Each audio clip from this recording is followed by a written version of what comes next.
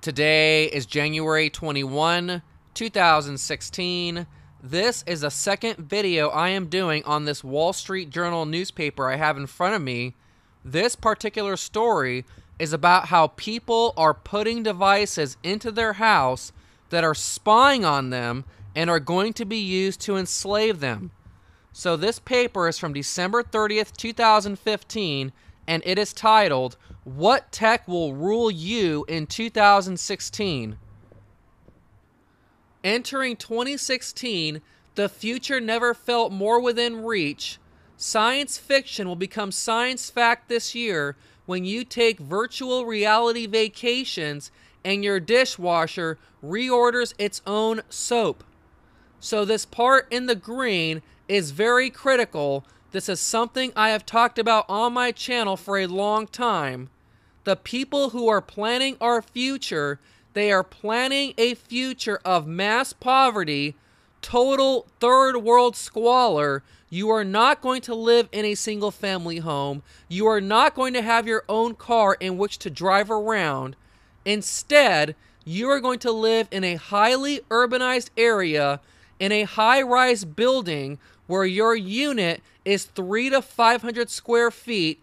Your only modes of transportation are going to be walking, riding a bike, riding a bus, or riding on a train. And the way we know they are planning for poverty is when we see them setting up bike share. They are telling us their intent. They are telling us that you are not even going to be able to afford a bicycle, that you are going to have to rent one from outside your apartment building.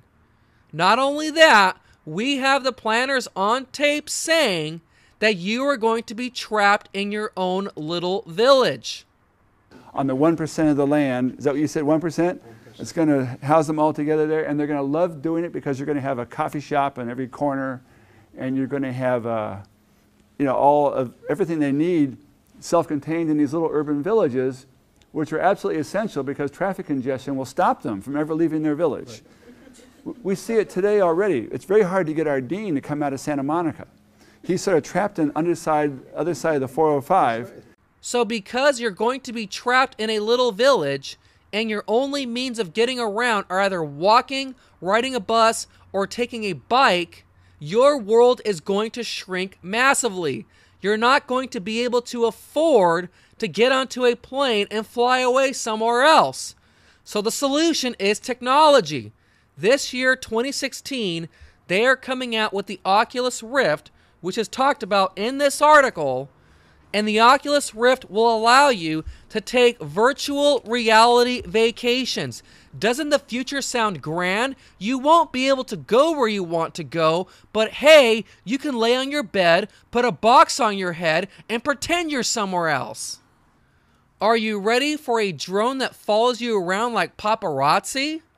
When we gazed ahead at the devices, breakthroughs, and ideas most likely to make waves, two themes emerged. One is liberation.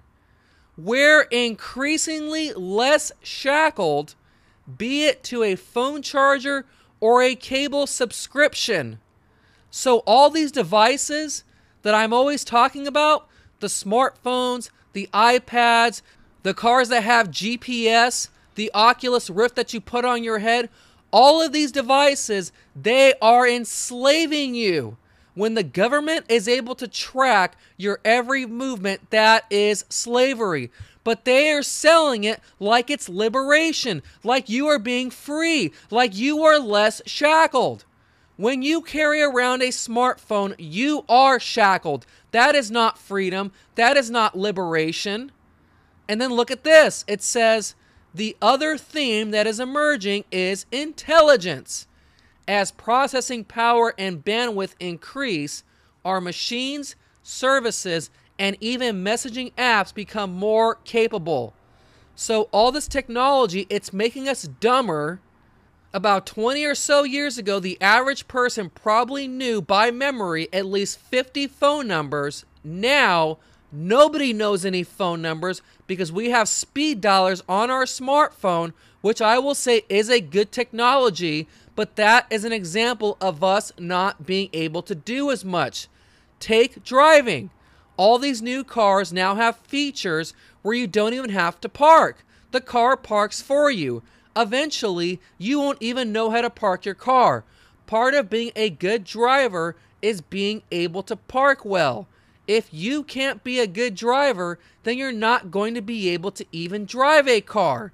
So what's going on here is people are becoming less capable, they're becoming dumber, and the machines are increasingly getting more intelligent over time. So what we are seeing here is we are seeing the machines becoming smarter than the people, and I don't think I need to spell out how that will be a disaster. So this article goes on to the next page, and it shows all the different gadgets that are coming out this year. Wireless everything, cameras that spy on you better, more drones. But what I want to focus on is this part right up here. Voice operated everything. No, you're not paranoid. The gadgets really are listening. So there you have it. They are admitting what we have been saying for years. All of these devices, they are eavesdropping and spying on you. They are literally listening to you. And it blows me away how just in the last few years, how many different things that were called conspiracy theories are now just being rolled out, admitted, and they're acting like it's no big deal. Voice-operated electronics are poised for a quantum leap in accuracy and intelligence in 2016. Talking offers a more natural way to interact with devices. And so what we see here is they want to make it easier for humans and devices to interact, and at the same time, that is causing humans and other humans to interact less. Humans are losing their humanity. Go on Drudge Report.